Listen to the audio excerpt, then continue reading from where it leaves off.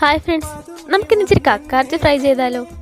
ആദ്യം തന്നെ നല്ലപോലെ കക്കാർച്ചി കഴുകി ഒരല്പം ഉപ്പും ഇത്തിരി മഞ്ഞൾപ്പൊടി ഇട്ട് നല്ലപോലെ വേവിച്ച് വെക്കാം.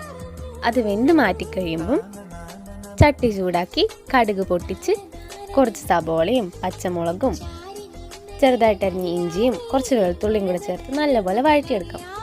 ഇപ്പം ഏകദേശം സമയം ഒരു 3:30 കഴിഞ്ഞിട്ടുണ്ട്.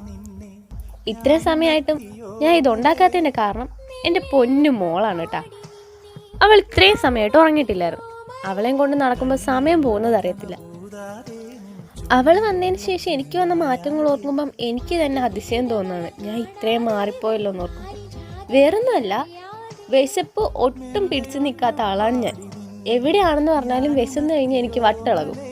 പക്ഷേ ഇപ്പോൾ ഏത് സമയത്താണ് ഞാൻ കഴിക്കുന്നതെന്ന് പോലും ഒരു പിടുത്തമില്ല. കിട്ടുന്ന സമയത്ത് അവൾ എപ്പോഴാണോ ഉറങ്ങുന്നത് ആ സമയത്താണ് ഞാൻ ആഹാരം കഴിക്കുന്നത്. അപ്പോൾ നമ്മൾ വിഷയത്തിൽ നിന്ന് തെന്നി മാറിപ്പോയി. നമ്മളിത് നേരത്തെ വഴറ്റിയ സബോളയിലോട്ട് കക്കാർച്ചി ചേർത്തിട്ടുണ്ടായിരുന്നു. ആ കക്കാർച്ചി ചെറുതായിട്ടൊന്ന് മൂത്ത് വരുമ്പോഴത്തേക്ക് അതിലോട്ട് മഞ്ഞൾപ്പൊടി, മുളക് പൊടി, കുറച്ച് ഗരം മസാല, ഒരിച്ചിരി കുരുമുളക് പൊടിയും കൂടി ചേർത്ത് നല്ലപോലെ റോസ്റ്റ് ചെയ്തെടുക്കാം. അപ്പോൾ അത് ചെറുതായിട്ടൊന്ന് മൂത്ത് വരുമ്പം കുറച്ച് പെരുംജീരകവും ചെറിയൊരു കഷ്ണം കറുവാപ്പട്ടയും കൂടെ പൊടിച്ച് ചേർത്ത് കൊടുക്കാം. അപ്പോൾ നമ്മുടെ കക്കാർച്ചി ഫ്രൈ റെഡി ആയിട്ടുണ്ട്. ഞാൻ ഇച്ചിരി ചോറ് കഴിക്കട്ടെ. എൻ്റെ ചാനൽ ആദ്യമായിട്ട് കാണുന്ന കൂട്ടുകാർ ഒന്ന് സബ്സ്ക്രൈബ് ചെയ്ത് സപ്പോർട്ട് ചെയ്തേക്കണേ. Thanks for watching. Bye bye.